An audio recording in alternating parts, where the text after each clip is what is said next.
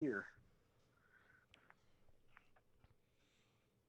And 90% of the time, it's their fault anyways.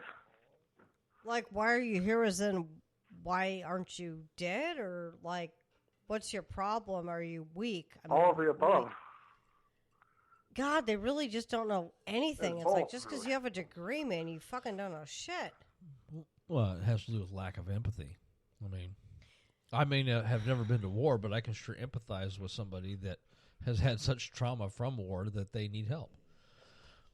It's just it's a Now, it's just something. I looked at can't one of think the of the word. doctors I had up here in Minneapolis, and that doctor actually tried to make sure I got kicked out of my housing. Do we need to make a few phone calls for you on that? No, I already took care of it. I took care of that years ago. I think that bitch got reprimanded. She probably got fired Good. because I haven't seen her at the VA hospital, and I still go up there once in a while.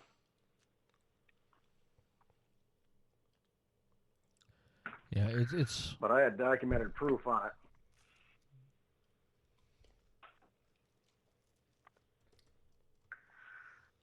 It's Yeah, this is the ridiculous. type of shit that'll happen at a VA hospital. It's just really sad because there's people. Okay, I'm a bitch. There's people that are getting help for whatever reason, like, oh, I can't deal with my lot in life or whatever, just fucking.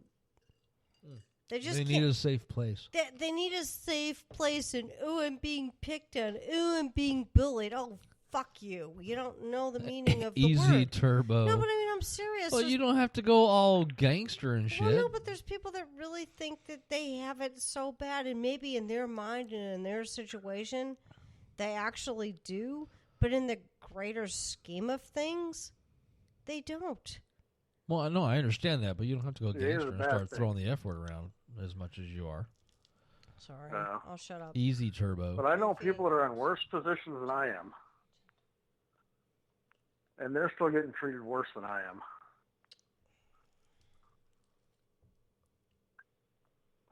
Now, does that make sense? It depends on which side of the bean counter aisle you're on, Exactly. because it comes down to the beans. I mean, Right. that We're not sounds profitable. odd, but I mean, when it Get us comes outta down to here. it, it comes down to the money, and who's going to be able to profit and who's not.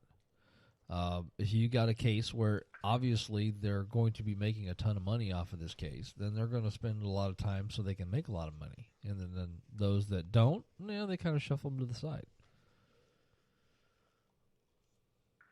Well, I'm definitely not making anybody any money. No, but I'm you are currently providing funding out the entertainment. government because I have nothing. Well, that I do. You have something. You have You entertainment provide value. entertainment. Maybe we need to just get rid of money. I mean, we all want it, and it seems like it's the solution to all our problems. No, but it's getting rid of money is just something that's never going to happen anytime in the next 100 years. Because you have to give something for something. Okay, you can't buy groceries without having something to trade and no, or I give for. I totally get that, but that's the whole thing is trade. I mean, what happened to the age of bartering? Like, hey doc, I don't have any money, You but mean here's when? a chicken. So you mean when you offered up your kids for a goat? Something. I mean, God, Yeah, they India's still do kind that of in some places in the Middle East. well, India's kind of onto the paperless money thing, and it's not perfect. Well, think about it from this standpoint. Okay. For example, you want to go buy groceries. What do you have to trade for your groceries? I don't know. I'll do your landscaping, your Exactly. graphic artist. Well, no, I mean, yeah, but whose? If you're going to a grocery store, who do you trade at the grocery store for the food? well, that's just it. It wouldn't be a grocery store. It'd be a personal, like a farmer or something. I mean, we'd have to basically scale it back. We don't have farmers around here. Okay, so obviously, food and stuff comes in from outside. Right. So who would you barter, and what would you barter for that food? I don't know. That would have to be something that would be worked out, but I mean, How do you work out bartering with millions of people? We have 230,000 people in our area that need food. How do you barter with 230,000 people? This is where money comes in. Everybody always has the common denominator, money. So you trade money for it's the product. easy solution. It's not the easy solution. It's the right solution. Barter doesn't work in our It's current the only economy. way to do it. It doesn't work in our capitalist, crappy ass, for profit, we want to make millions off you type of environment. Now, 100, 200 years ago, when you had small communities like Little House on the Prairie or that kind of thing, where actually you had farmers that were taking their stuff to market, trading for supplies. Okay, yeah, that in that circumstance, yes, it would be doable. But in our current economy, in our town and stuff like that, we don't have anything to trade for food. We don't have anything to barter for food because we work in Phoenix doing services. We don't have anything other than money to take from that. Right, but if we didn't go all the way to Phoenix to do things, we actually, and it's not perfect, and I don't know all the answers, but we do have skills. You are very computer savvy, so you could trade that with... Yeah, but how many grocery stores need computer skills? Because I'm not the only one, so they can get computer skills from a whole bunch of different people. So my skills aren't enough to barter enough to feed us. Like I said, nothing's perfect. No, nothing's perfect. I understand that. But we can't just toss out money and get rid of it. It's just that's the common denominator. We trade our time at work for money. Mm-hmm. We use that money to pay our bills, to pay for our mortgage, to buy food, and this, that, and the other. And to fund our government. Well, that too. But there's no way to take that away all of a sudden without some sort of fair compensation to happen. It would be too competitive to say, okay, well, I could trade my computer skills for a gallon of milk. Okay, well, that guy over there is smarter than you, so he gets 2 gallons of milk. Okay, a gallon of milk's not going to last us more than a week or so before it goes bad. So we've just lost out.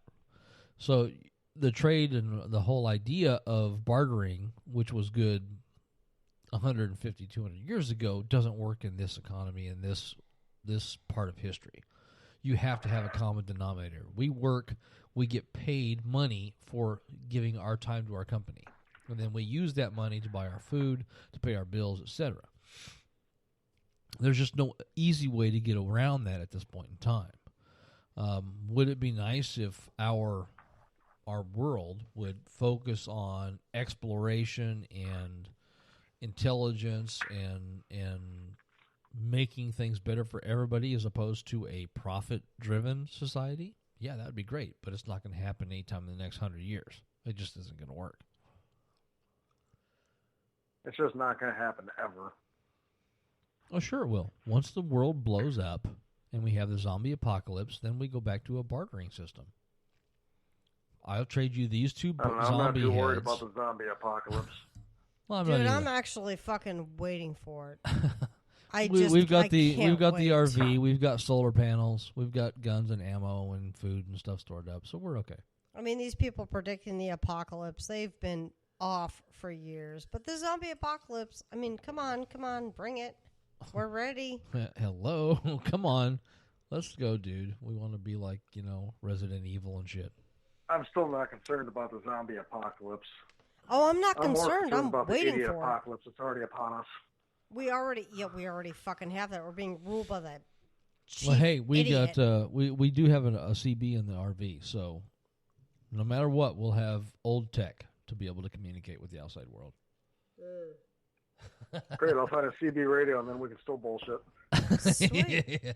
Well, they don't really have the range for that. I need to get a ham. You need a license for that shit, though. Not only to use it. But if it's a zombie apocalypse, then there's no more regulation. We just use it. Oh. Sounds about right. Yeah, God. Oh, we live in a crazy, crazy world right now.